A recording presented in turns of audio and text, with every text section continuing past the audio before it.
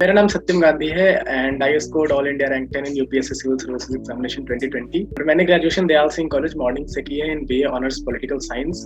I passed out in 2020 only. Originally I am from Bihar, that is in Samastipur district, and I did all my schooling from Samastipur only, that is Kendriya Vidyalaya, and then for graduation just like other outer station. So this is my journey till now. अब आगे देखते हैं क्या. सबसे पहले सबसे clichéd सवाल पूछ लेते हैं, क्या इंस्पिरेशन मिली आपने कि आपने सोचा कि यूपीएससी करा जाए? Since I'm from Bihar, तो वहाँ पे होता है कि you have to become or you have to appear for UPSC, but that was not my objective. But only in my first year in graduation, that is in Dayal Singh College, I got to know about an internship. और वो internship में I was attached to district administration Ranchi, in which I had to work for around 2 months in village area. और वहाँ से मुझे inspiration मिली कि yes, this is a place or this is a platform which I need और यही मुझे करना है. तो that was my inspiration and thanks to DU that मुझे ऐसा opportunity भी मिल पाया. जब आपने सोचा कि चलो अब यूपीएससी करना है तो आपकी फैमिली या फ्रेंड्स इनका क्या रिएक्शन था? नहीं सब सपोर्टिव थे. अभी तक मुझे कोई भी ऐसा पर्सन नहीं मिला है जिसने कहा कि बेटा तुमसे ना हो पाएगा. सभी ने ये कहा है कि हाँ तुम करो, अच्छे से करो, you are intelligent, you can do it. और बस सबका सपोर्ट मिला और यहाँ तक पहुँच पाए. यू का ही कोई ऐसा एक्सपीरियंस जो आप शेयर करना चाहें जिसने आपके हिसाब से आपकी जर्नी में बहुत ज्यादा हेल्प की हो? ऐसा कोई सिंगल एक्सपीरियंस तो नहीं होता है, because there is series of experience. उसमें क्या होता है, first year I applied for to become a member of society, despite not having a camera उन्होंने मुझे select कर लिया, thanks to them. And then in second year I became vice president. तो इन 2 सालों में जो भी मुझे एक्सपीरियंस मिला, जो भी dealing with different people, आपको ही पता है फेस्ट होते हैं तो कैसे फंड्स निकलवाना है, कैसे टीचर्स जाके काम बनवाना है, कैसे मेंबर्स को भी धमकी देनी है कि भाई काम करो वरना निकाल देंगे. So these all small things matter a lot in my life. और यहीं से मुझे इंस्पिरेशन भी मिलती थी. वो जो वर्क कल्चर हमारा बन जाता है कि एक टास्क को एक लिमिटेड टाइम में करना है, तो वो सब चीजें आपके पर्सनैलिटी में इंक्लूड होने लगती है. And then that reflects in your personality test in third stage of UPSC civil service examination. So these small experiences, even professors और मेंटर्स और VCA coordinators, they all help me a lot in my journey. बहुत advices जो कि aspirants को अभी follow करनी चाहिए. मैं अपने एडवाइस को 2 पार्ट में डिवाइड करूंगा. पहला तो वो जो फर्स्ट और सेकंड ईयर में है, बेटा देखो अभी तुम्हारा एज नहीं हुआ है, you should focus on your college. क्योंकि आई पर्सनली फील कि मैंने भी फर्स्ट सेकंड ईयर में कोई प्रिपरेशन नहीं की थी यूपीएससी की, because if you are not utilising your college days, particularly when you are in DU और in some privileged institutions or eminent institutions such as IITs and NITs, then you are wasting your college days. So utilize your platform. You are very privileged to get admission into these colleges or universities. So join DU Beat or join any society that you want, जहाँ से you can explore your or you can develop your personality. And then in third year you can start preparation very seriously. Like मेरा ये experience था कि first second year classes नहीं की, मतलब की थोड़ी बहुत, बाकी टाइम सारा सोसाइटी को गया. Because if you are part of society then it becomes very hard to give time to classes. तो क्लासेस भी की, सोसाइटीज में भी पार्टिसिपेट किए और बस काम चल गया. एंड थर्ड ईयर में आई टुक संन्यास फ्रॉम एवरीथिंग कि नहीं अब रूम में बंद होकर पढ़ना है. तो देन आई मतलब 8 से 10 घंटे dedicated for 1.5 years I gave to this preparation. वही है एडवाइस की जो फर्स्ट सेकंड ईयर में है, भाई यूटिलाइज करो कॉलेज डेज को, पर्सनैलिटी डेवलप करो. जो थर्ड ईयर में है, सब चीजें संन्यास लेकर रूम में घुस जाओ और पढ़ाई करो. You do not have time right now. तो आपका प्रिपरेशन का सफर कैसा था? कहाँ पे आप रहे या फिर कैसे शुरू की प्रिपरेशन मैंने थर्ड ईयर में शुरू की थी. जब मैं 5th सेमेस्टर में इंटर मैंने किया था तो I took room in Karol Bagh, that is Mecca of UPSC, जो भी आप कह लो इसे. तो करोल बाग में रूम लेने के बाद आई स्टार्टेड डेडिकेटली, मैंने प्रिपरेशन शुरू की. मैंने कोचिंग यहाँ पे ज्वाइन किया था, but only around 30% of classes I found useful, rest I skipped. भाई रूम में बैठ के पढ़ लेते हैं. सो मई 2019 से मैंने प्रिपरेशन शुरू की एंड मेरा प्रीलिम्स था मई 2020 में. But not thanks to Covid, ये पोस्टपोन्ड हो गया हमारा प्रीलिम्स, वो अक्टूबर में हुआ. तो फॉर 1.5 years मैंने डेडिकेटेड प्लान वाइज एकदम टाइम टेबल बना के 8 से 10 घंटे की प्रिपरेशन की. और सबको पता है बुक लिस्ट कौन सी पढ़नी है, कैसे पढ़नी है. So I just follow those ideas only and then सब कुछ होता गया. I mean just be consistent, do not waste your time, have a plan in your mind and restrict your social circle or social activities. तो क्या ऐसा सही में होता है कि प्रिपरेशन के टाइम पे एकदम कट के रह जाओ, बिल्कुल भी बात मत करो किसी से? कितना स्ट्रिंजेंट रूल होता है ये, कितना स्ट्रिक्टली फॉलो करना होता है इसको, या आपने कितना स्ट्रिक्टली फॉलो किया? जब मैं फर्स्ट ईयर में आया ना तो पहली क्लास हुई थी पॉलिटिकल थ्योरी की. तो उसमें एरिस्टोटल का एक स्टेटमेंट था, man is a social and political animal.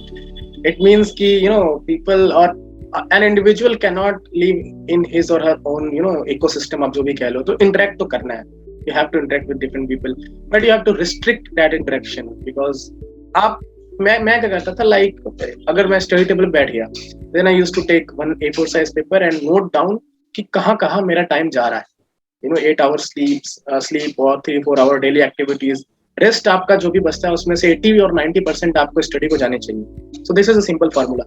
बाकी टाइम में आप जो करो, I do not care at all, बस आपको 10 घंटे पढ़ाई को देना है, फ्रेंड से मिलो, कुछ भी करो, बस एक चीज का ध्यान रखना है आपको, you do not have to waste time. अब पर्टिकुलरली जो लोग यूपीएससी की तैयारी कर रहे हैं, उन्हें तो मैं यही कहूंगा कि always have positive people in your life, क्योंकि निगेटिव भाई टाइम वेस्ट करने के लिए इस दुनिया में 7 बिलियन पीपल है, चले जाओ किसी के पास, but always have some good positive people in your life who can add value.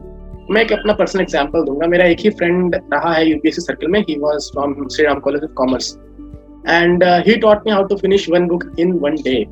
तो ऑलवेज हैव, अब उससे इंस्पिरेशन मिलता है, he motivates me, so always have those kind of people, otherwise either have positive people or do not have people or friends in your life at all. तो ये question थोड़ा unmotivated लोगों से है जो सेकेंड ईयर में preparation सही से शुरू नहीं करी है, करने जा रहे हैं, कि 8-10 घंटे बैठे कैसे? देखिए, मन तो चंचल है, भागेगा इधर उधर, बट द थिंग इज कि if you have clarity of thought in your mind, अब सबसे इंपॉर्टेंट है कि अगर आप यूपीएससी में आना चाहते हैं ना, you must have a clarity of thought, what are you here for. आप पूछो ना कि आप तैयारी क्यों करना चाहते हो, समथिंग इज देयर, घर वाले दबाव दे रहे हैं कि भाई तुम्हें करना है, तुम्हें कलेक्टर बनना है, तो उससे नहीं होगा। मतलब मोटिवेशन जो है ना खुद से आनी चाहिए, आपका खुद का पर्पस होना चाहिए, then only you will be able to face this whole, I will call तपस्या of 2 years or so. So just think about it कि आप क्यों हो यहाँ पे, why are you preparing for this civil services, वो आपको पूछ देगा पढ़ने के लिए। और जहाँ तक बात है 10 घंटे बैठ के पढ़ने की, आई do not think it is a big deal, क्योंकि ऐसा नहीं है कि 10 घंटे आपको कंटिन्यूअस पढ़ना है, 2 आवर्स के शिफ्ट में 5 बार पढ़ो आप, मतलब सुबह, दोपहर, शाम, लेट इवनिंग और लेट नाइट, इस तरीके से पढ़ लो, that is not a big deal. और ये हमें सोचना है कि भाई जिंदगी में करने को और है क्या। I mean if you are staying in a room, आपको सोना है, ठीक है, 8 घंटे सोने में, खाना है आपको, चलो 3 घंटे आपका मैं खाने वाले स्नैक्स सब कुछ मिला कर, चाय भी ले लेते हैं, ठीक है, एंड देन लेट्स से कि 2 hours for rest of your activities, बाकी आपके बचे आपके ऑलमोस्ट 10 to 12 आवर्स, वो कहाँ जा रहे हैं, है ना, कुछ नहीं करना, से पढ़ना है, तो दैट्स इट। तो यही मेरा था, और जब भी सी लो और हाई तो आते रहते हैं इस प्रिपरेशन जर्नी में, but again you have to come back, this is a mental game at all, हो जाता है सब कुछ, बस you have to be mentally very strong and prepared. Being a art student, ये मेरे मन में बहुत ज्यादा क्यूरियोसिटी है, जो बच्चे इतने टाइम से साइंस पढ़ते आ रहे हैं, वो एक ऐसे पेपर में इतना ज्यादा एक्सेल कैसे कर जाते हैं जो प्योरली आर्ट्स होता है। आप ओआरएन में एक ऐसा कहावत है कि अगर आप एक पत्थर उठा के मारो ना, तो 10 में से 8 इंजीनियर को लगेगा। इट मीन्स कि यहाँ पे इंजीनियर्स की जो है ना पॉपुलेशन काफी ज्यादा है। अब बचपन में पैदा हुए ना, इंजीनियर का ठप्पा लग जाता है, मेरा बेटा बनेगा इंजीनियर। तो द थिंग इज कि इंजीनियर्स लोग अप्लाई ज्यादा कर रहे हैं इस एग्जाम में, दिस इज वन रीजन।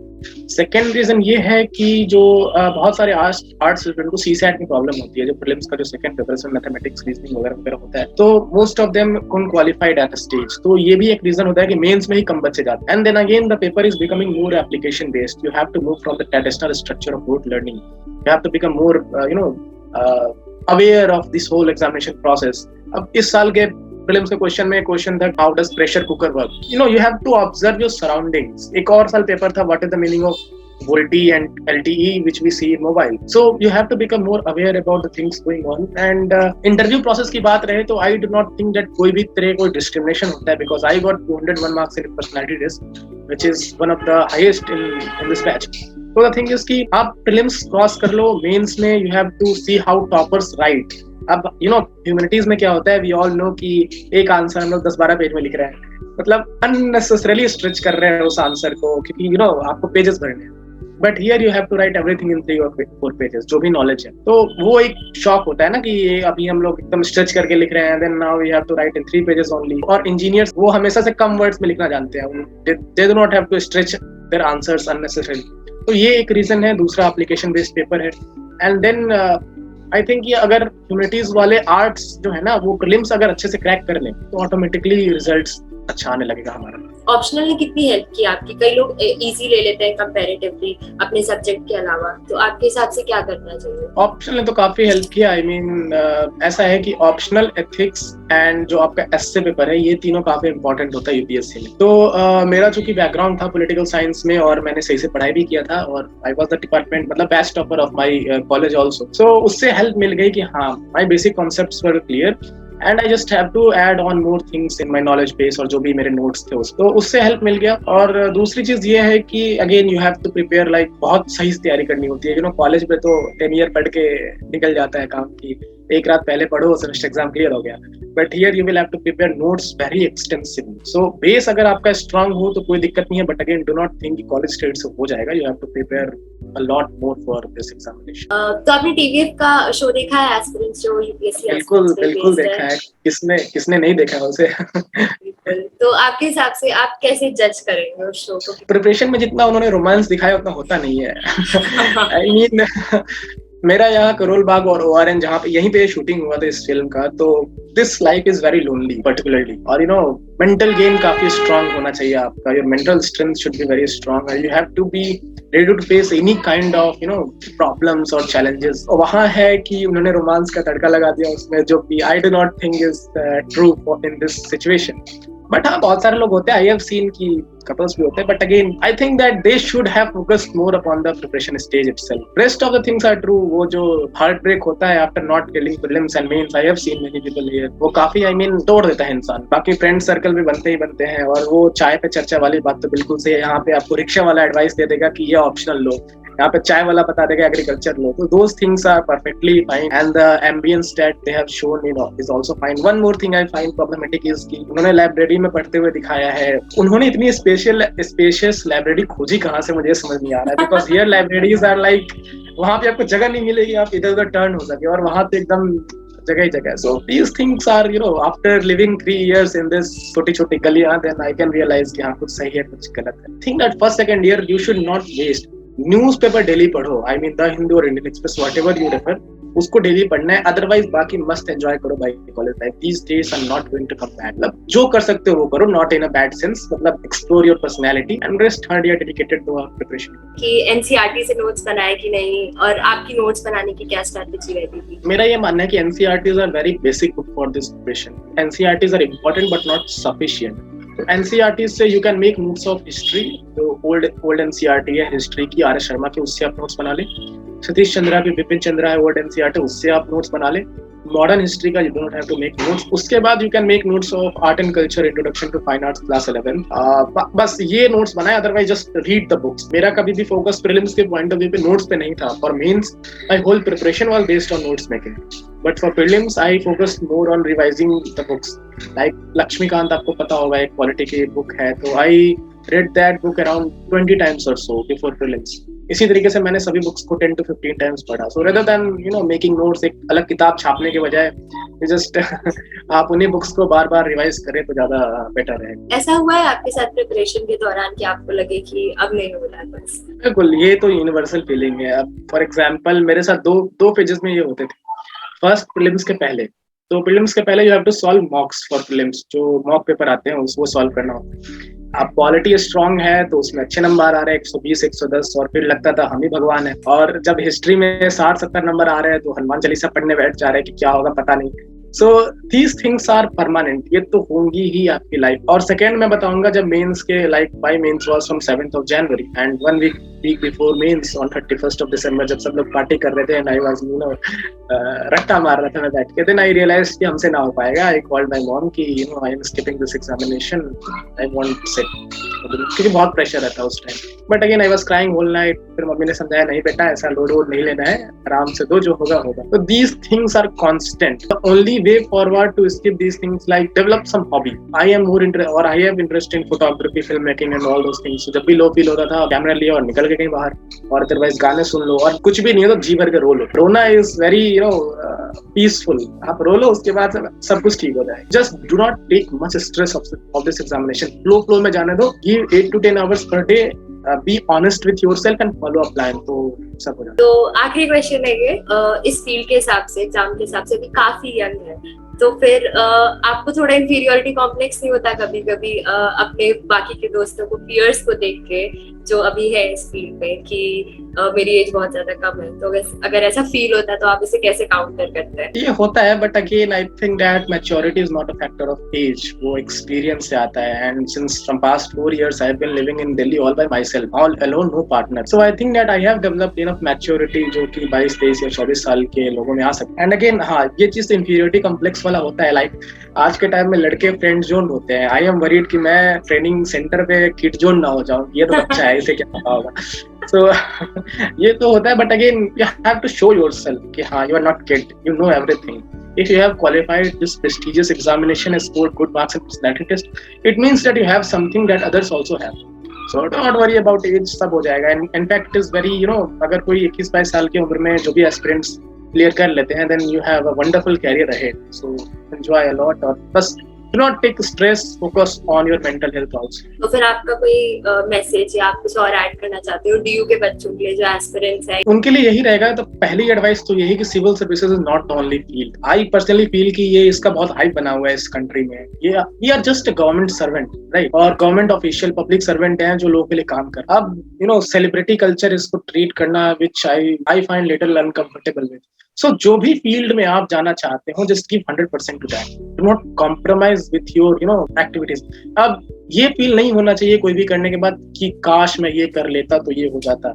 ये जो लाइंस है ना, this should never come in your mind. और ये तभी होगा when you are giving 100% to that. Photography करना है जम के करो। If you want to go in academics, एकदम रिसर्च पेपर पढ़ डालो जितने पढ़ सकते हो। So these things are there. Second है, जो भी सिविल सर्विसेज में आना चाहते हैं, just have a plan, clarity of thought कि कैसे you have to proceed. When I started operation, I was very clear कि कैसे कैसे मुझे कब क्या करना। So this is one thing. Second, time management is very important. Do not waste your time at all cost. पहले कहते थे ना, 10th पास कर लो बेटा जिंदगी सेट है, नहीं हुई सेट।